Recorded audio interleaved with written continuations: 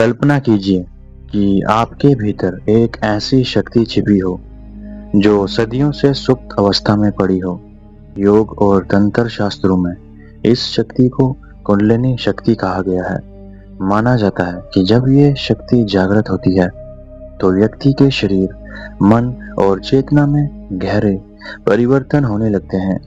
लेकिन एक बात समझना बहुत जरूरी है, कुंडलिनी जागरण कोई जादुई घटना नहीं है। हर व्यक्ति का अनुभव अलग हो सकता है।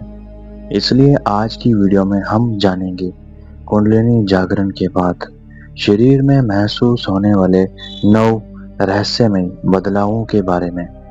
तो चलिए शुरू करते हैं। पहला बदलाव, शरीर में ऊर्जा का तीव्र प्रवाह।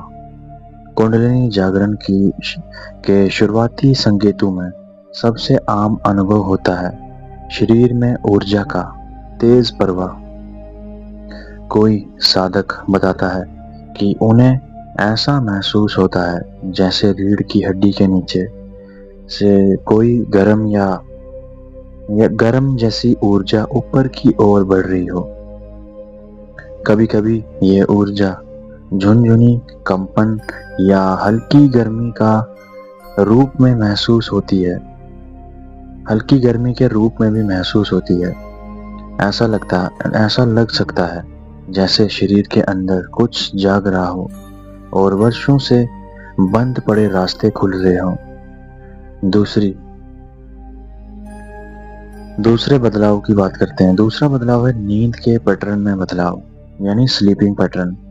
कुंडलिनी जागरण के बाद कई लोगों की नींद बदल जाती है।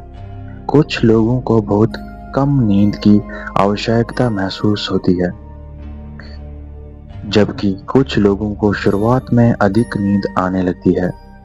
कई साधक बताते हैं कि वह रात के 3 से 4 बजे के बीच अचानक जाग जाते हैं और उन्हें भीतर से ध्यान करने की प्रेरणा मिलती है। ऐसा इसलिए माना जाता है क्योंकि शरीर और मन नई ऊर्जा के साथ स्वयं को संतुलित करने का प्रयास कर रहे होते हैं। तीसरा बदलाव, शरीर में होने वाली गतिविधियां। ये अनुभव कई लोगों के लिए आश्चर्यजनक होता है। ध्यान करते समय शरीर अपने आप हिलना, झुकना या विशेष मुद्राएं बनाना शुरू कर सकता है। यानी शरीर अपने आप कुछ ना कुछ करता है, जैसे कंपन हो सकता है, हिलना, झुकना या विशेष मुद्राएं बनाना शुरू कर सकता है। योग परंपरा में इन्हें क्रियाएं कहा जाता है। साधक को ऐसा लगता है जैसे कोई अदृश्य शक्ति शरीर को संचालित कर रही हो। हालांकि यदि यह अनुभव अत्यधिक या असुविधाजनक हो तो अनुभवी गुरु, अगर आपको ये बहुत ही अनुभव आपको असुविधाजनक लगे तो अनुभवी गुरु का मार्गदर्शन लेना आवश्यक माना जाता है। चौथा बदलाव, इंद्रियों की संवेदनशीलता बढ़ना। कुंडलिनी जागरण के बाद कुछ लोगों की संवेदनशीलता बढ़ जाती है। आवाजें पहले से अधिक स्पष्ट सुनाई दे सकती हैं। रंग अधिक चमकीले दिखाई दे सकते हैं। कुछ लोगों को प्रकृति, संगीत और वातावरण के प्रति गहरा जुड़ाव महसूस होने लगता है। मानो दुनिया पहले जैसी नहीं रही और हर चीज में एक नई गहराई दिखाई देने लगती है, या फिर एक नई गहराई दिखाई देने लगी हो। पांचवा बदलाव, माथे के बीच दबाव या कंपन। शरीर की बात नहीं कर रहा हूं मैं, माथे की बात कर रहा हूं। माथे के बीच दबाव या कंपन, यानी आपकी दोनों आंखों के बीच में, जिसे कहा जाता है बाहों के बीच वाले क्षेत्र, उसको आज्ञा चक्र या थर्ड आई का स्थान भी माना जाता है। कुंडलिनी साधना के दौरान कई लोगों को इस क्षेत्र में दबाव, हल्का दर्द, कंपन या स्पंदन महसूस होता है। यानी आपके थर्ड आई के आसपास, आपकी दोनों आंखों के बीच में जो हिस्सा होता है उसके बीच ये सब सिम्टम्स आपको देखने को मिल सकते हैं। कुछ लोगों को ऐसा लगता है जैसे माथे के अंदर कोई ऊर्जा सक्रिय हो रही हो। हालांकि यह अनुभव सभी को नहीं होता और इसका मतलब ये नहीं कि किसी की थर्ड आई पूरी तरह खुल गई हो। अब बात करते हैं छठे बदलाव की, वो है भावनात्मक शुद्धिकरण। कुंडलिनी जागरण केवल शरीर को नहीं बदलता बल्कि मन की गहराइयों को भी प्रभावित करता है। पुराने डर, दुख, क्रोध या दबाई गई भावनाएं अचानक सतह पर आ सकती हैं। कभी कभी व्यक्ति बिना किसी स्पष्ट कारण के रो सकता है या भावुक महसूस कर सकता है। योग दर्शन के अनुसार ये अंदर जमा भावनात्मक बोझ के निकलने की प्रक्रिया हो सकती है। इसे भावनात्मक शुद्धिकरण कहा जाता है। सातवां बदलाव, भोजन की आदतों में परिवर्तन। कई साधकों के अनुभव में कुंडलिनी जागरण के बाद भोजन के प्रति दृष्टिकोण बदल जाता है। भारी, तला हुआ, अत्यधिक मसालेदार भोजन कम पसंद आने लगता है। व्यक्ति स्वाभाविक रूप से हल्का और सात्विक भोजन पसंद करने लगता है। फल, सब्जियां और प्राकृतिक आहार अधिक आकर्षित करने लगते हैं। हालांकि ये परिवर्तन हर व्यक्ति में समान नहीं होता। आठवां बदलाव, आंतरिक शक्ति और जागरूकता। कुंडलिनी जागरण के बाद व्यक्ति के भीतर एक गहरी शांति विकसित हो सकती है। जो बातें पहले तनाव पैदा करती थी, उनका प्रभाव कम होने लगता है।